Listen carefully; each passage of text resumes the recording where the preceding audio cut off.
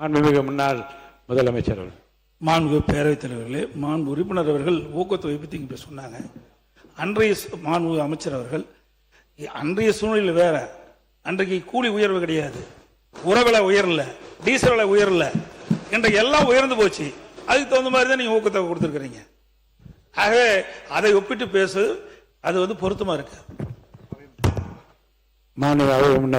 மாண்பு பேரவைத் தலைவர்களே, மாண்பு முன்னாள் முதல்வர் பேசுகிற போது இங்கே சொன்னார்கள், கூலி உயர்வு, அதே உரவிலை உயர்வு, இதெல்லாம் எப்பவும் ஒப்பிட்டுறதே கிடையாது.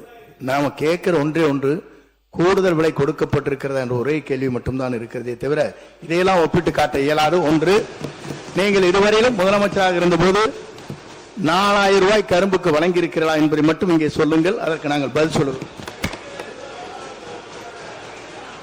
மாண்புமிகு முன்னாள் முதலமைச்சர் அவர்கள். மாண்பு பேரவைத் தலைவர்களே, அதிமுக ஆட்சி இருக்கும் போது யார் அந்த துறைக்கு அமைச்சராக இருந்தனே தெரியாது பேசிட்டு இருக்காரு. இரண்டாவது, ஒவ்வொரு ஆண்டு வருகின்ற பொழுது 20வது ஆண்டு, இன்னைக்கு 26வது ஆண்டு, 2020 2026, அதுக்கு இடைப்பட்ட காலத்தில் இன்னைக்கு பல மாறுதல் ஏற்படுது. நான் ஏற்கனவே சொன்ன கூலி உயர்வு ஏற்படுகிறது, உரவிலை உயர்ந்தாச்சு, டீசல் விலை அன்னைக்கு 64 ரூபா இருந்தது, இன்னைக்கு 95 ரூபா 100 ரூபா வந்துடுது. அதற்கு ஏற்றவாறு தான் ஊக்கத்தொகை அதிகமாக கொடுத்திருக்கிற ஒழிய அன்றைக்கு என்ன லாபம் இருந்ததோ அதே லாபம் தான் அந்த விவசாயிகளுக்கு கிடைக்கிறத ஒழிய புதிய செய்தி எதுவும் இல்லை. பொருந்துற மாதிரி சொல்லுங்க.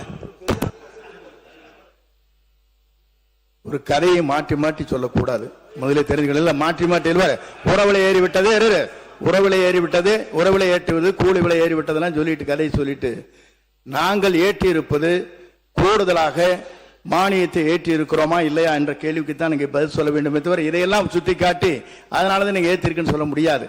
அப்படி சொல்லியிருந்தால் ஒவ்வொரு ஆண்டும் அது போன்ற பல்வேறு மாற்றங்கள் ஏற்பட்டிருக்கிறது.